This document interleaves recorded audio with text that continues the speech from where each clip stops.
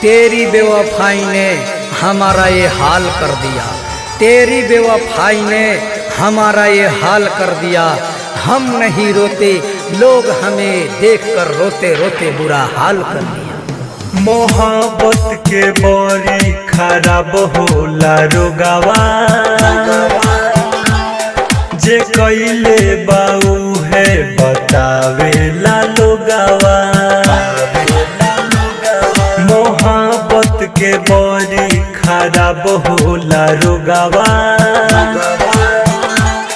जे कइले बाऊ है बतावेला लोगवा।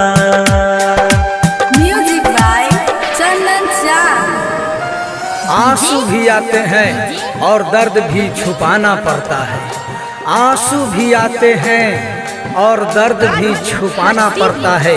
ये जिंदगी है साहब, यहाँ जबरदस्ती मुस्कुराना पड़ता है, मुस्कुराना पड़ता है। प्यार होखे से पहिले ना कुछो बुझाला,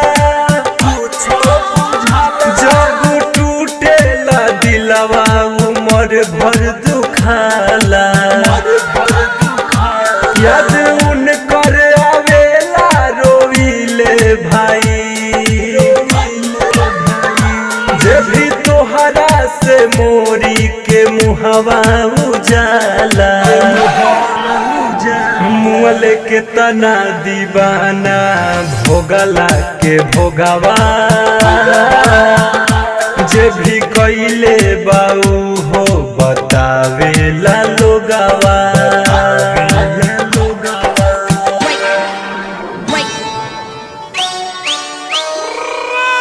पलकों में आंसू और दिल में दर्द सोया है, पलकों में आंसू और दिल में दर्द सोया है। हंसने वालों को क्या पता रोने वाला किस कदर रोया है, किस कदर रोया है। केहू के तो सफल ई मोहब्बत न भइल, लैला मजनू के भी लोग अलग तकइल। शशि भूषण बताव तारियल, कपिल यादव के जिंदगी उजरिए त गइल। कहे सुधीर बड़ी खराब होला रोगवा, जे भी कइले बाऊ हो बतावेला लोगवा। मोहब्बत के बड़ी खराब होला रोगवा, जे भी कइले बाऊ हो बतावेला